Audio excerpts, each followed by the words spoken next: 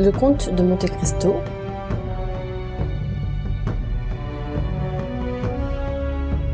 Alexandre Dumas,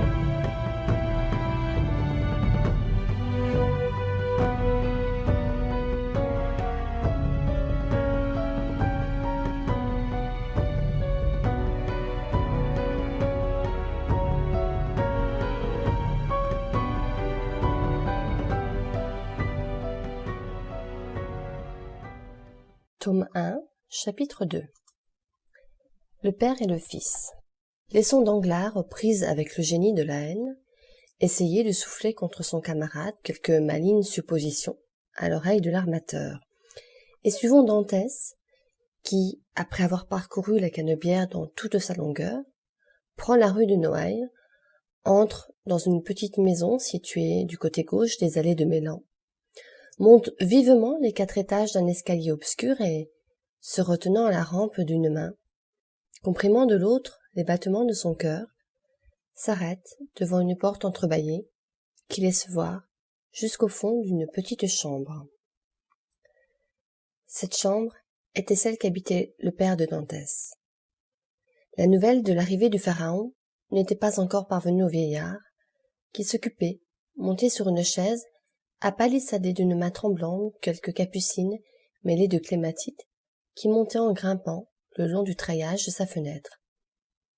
Tout à coup, il se sentit prendre à bras le corps, et une voix bien connue s'écria derrière lui. « Mon père! Mon bon père !» Le vieillard jeta un cri et se retourna. Puis, voyant son fils, il se laissa aller dans ses bras, tout tremblant et tout pâle. « Qu'as-tu donc, père ?» s'écria le jeune homme inquiet. « Serais-tu malade ?»« Non, non, mon cher Edmond, mon fils, mon enfant, non. Mais je ne t'attendais pas, et la joie, le saisissement de te revoir ainsi à l'improviste. Ah mon Dieu, il me semble que je vais mourir. » « Eh bien, remets-toi donc, père, c'est moi, c'est bien moi. On dit toujours que la joie ne fait pas de mal, et voilà pourquoi je suis entré ici sans préparation. Voyons, souris-moi au lieu de me regarder comme tu le fais avec des yeux égarés. Je reviens et nous allons être heureux. »« Ah, tant mieux, garçon, » reprit le vieillard, « mais comment allons-nous être heureux? Tu ne me quittes donc plus? Voyons, conte-moi ton bonheur. »« Que le Seigneur me pardonne, » dit le jeune homme, « de me réjouir d'un bonheur fait avec le deuil d'une famille, mais Dieu sait que je n'eusse pas désiré ce bonheur. Il arrive et je n'ai pas la force de m'en affliger. Le brave capitaine Leclerc est mort, mon père, et il est probable que, par la protection de M. Morel, je vais avoir sa place. Comprenez-vous, mon père, capitaine à 20 ans, avec 100 louis d'appointements et une part des bénéfices. N'est-ce pas plus que ne pouvait l'espérer un pauvre matelot comme moi? Oui, mon fils, oui. En effet, dit le vieillard, c'est heureux. Aussi je veux que du premier argent que je toucherai, vous ayez une petite maison, avec un jardin pour planter vos clématites, vos capucines et vos chèvrefeuilles. Mais qu'as-tu donc, père? On dirait que tu te trouves mal. Patience, patience, ce n'est rien. Et les forces manquant au vieillard, il se renversa en arrière. Voyons, dit le jeune homme, un verre de vin, mon père, cela vous ramènera. Où mettez-vous votre vin? Non, merci, ne cherche pas, je n'en ai pas besoin, dit le vieillard, essayant de retenir son fils. Si fait, père, indiquez-moi l'endroit. Et il ouvrit 2 ou 3 armoires. Inutile, dit le vieillard, il n'y a plus de vin. Comment il n'y a plus de vin? Dit en pâlissant à son tour Dantès, regardant alternativement les joues creuses et blêmes du vieillard et les armoires vides. Comment il n'y a plus de vin? Auriez-vous manqué d'argent, mon père? Oh, je n'ai manqué de rien, puisque te voilà, dit le vieillard. Cependant, balbutia Dantès en essuyant la sueur qui coulait de son front, cependant, je vous avais laissé 200 francs il y a 3 mois en partant. Oui, Edmond, c'est vrai, mais tu avais oublié en partant une petite dette chez le voisin Caderousse. Il me l'a rappelé en me disant que, si je ne payais pas pour toi, il irait se faire payer chez M. Morel, alors tu comprends, de peur que cela te fît du tort.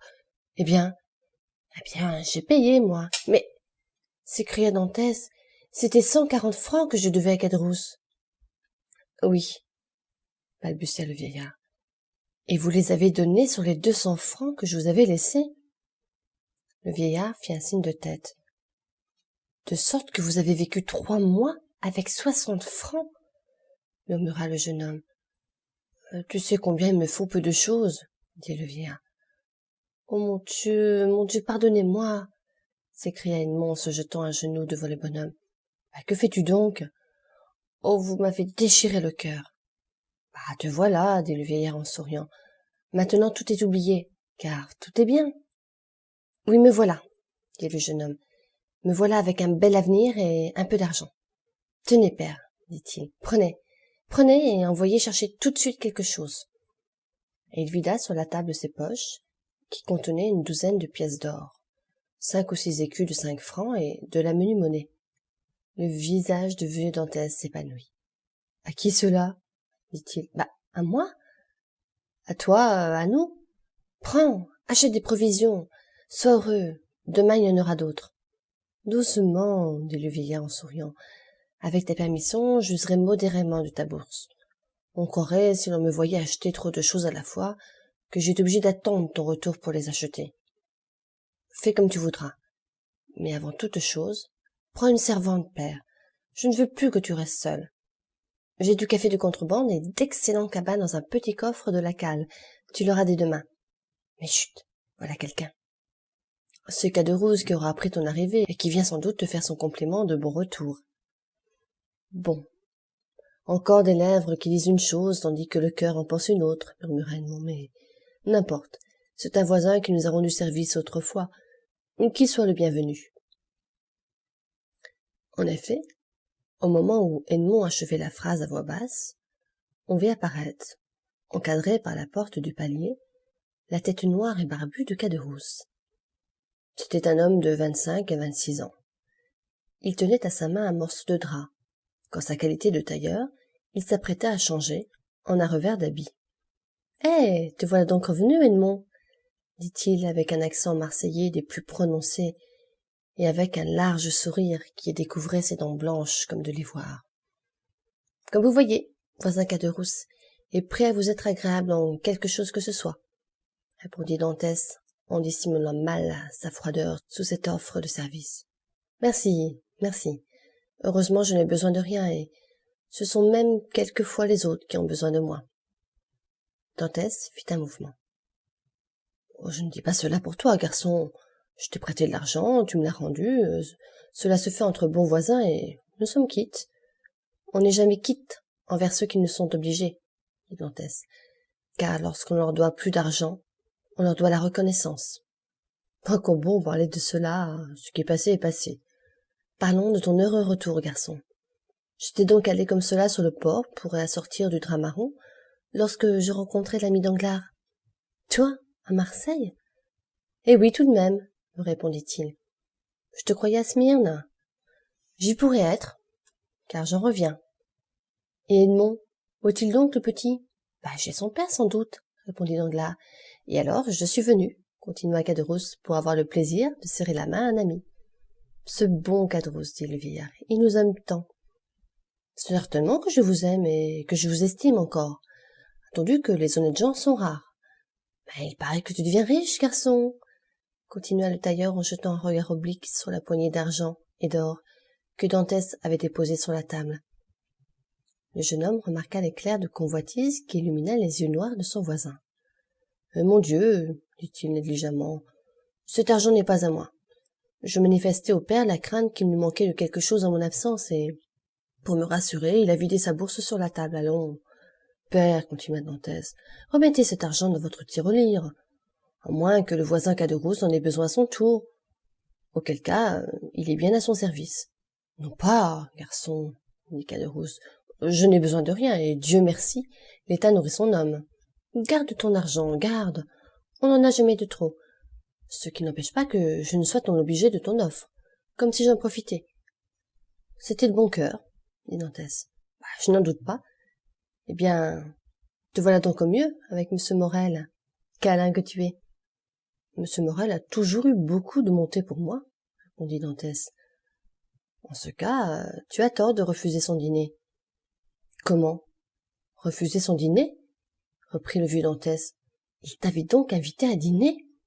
Oui, mon père, reprit Edmond en souriant de l'étonnement que causait à son père l'excès de l'honneur dont il était l'objet. Et pourquoi as-tu donc refusé, fils? Demanda le vieillard. Pour revenir plus tôt près de vous, mon père, répondit le jeune homme. J'avais hâte de vous voir. Cela l'aura contrarié, ce bon monsieur Morel, reprit Caderousse, et quand on vise à être capitaine, c'est un tort que de contrarier son armateur. Je lui ai expliqué la cause de mon refus, reprit Dantès, et il a comprise, je l'espère. C'est que, pour être capitaine, il faut un peu flatter ses patrons. J'espère être capitaine sans cela, répondit Dantès. Tant mieux, tant mieux. Cela fera plaisir à tous les anciens amis, et je sais quelqu'un là-bas, derrière la citadelle de Saint-Nicolas, qui ne sera pas fâché. Mercédès? Dit le vieillard. Oui, mon père, reprit Dantès, et avec votre permission, maintenant que je vous ai vu, maintenant que je sais que vous vous portez bien et que vous avez tout ce qu'il vous faut, je vous demanderai la permission d'aller faire visite aux Catalans. Va, mon enfant, dit le vieux Dantès, et que Dieu te bénisse dans ta femme, comme il m'a béni dans mon fils. Sa femme? Dit Caderousse, vous y allez, père Dantès. Elle ne l'est pas encore, ce me semble. Non, mais selon toute probabilité, répondit Edmond, elle ne tardera pas à le devenir. N'importe, n'importe, dit Caderousse. Tu as bien fait de te dépêcher, garçon. Pourquoi cela? Parce que la Mercédès est une belle fille et que les belles filles ne manquent pas d'amoureux. Celle-là, surtout. Ils la suivent par douzaines. Vraiment? Dit Edmond avec un sourire sous lequel perçait une légère nuance d'inquiétude. Oui, reprit Caderousse, et de beaux partis même, mais tu comprends, tu vas être capitaine, on n'aura garde de te refuser, toi. Ce qui veut dire, reprit Dantès avec un sourire qui dissimulait mal son inquiétude, que si je n'étais pas capitaine, fit Caderousse. Allons, allons, dit le jeune homme. J'ai meilleure opinion que vous des femmes en général, et de Mercédès en particulier, et j'en suis convaincu. Que je sois capitaine ou non, elle me restera fidèle. Tant mieux, dit Caderousse. C'est toujours, quand on va se marier, une bonne chose que d'avoir la foi, mais n'importe. Crois-moi, garçon. Ne perds pas de temps à aller lui annoncer ton arrivée et à lui faire part de tes espérances. J'y vais, dit Edmond. Il embrassa son père, salua Caderousse d'un signe et sortit. Caderousse resta un instant encore. Puis, prenant congé du vieux Dantès, il descendit à son tour et alla rejoindre Danglars, qui l'attendait au coin de la rue Sénac. « Eh bien, dit Danglars, l'as-tu vu ?»« Je le quitte, dit Caderousse. Et t'a-t-il parlé de son espérance d'être capitaine? Il en parle comme s'il était déjà. Patience, dit Danglars, il se presse un peu trop, ce me semble. Dame, il paraît que la chose lui est promise par monsieur Morel. De sorte qu'il est bien joyeux, c'est-à-dire qu'il en est insolent.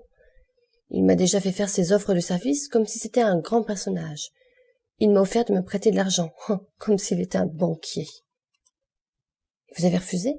Parfaitement. Quoique j'eusse bien pu accepter, attendu que c'est moi qui lui ai mis à la main les premières pièces blanches qu'il a maniées. Mais maintenant, M. Dantès n'aura plus besoin de personne. Il va être capitaine.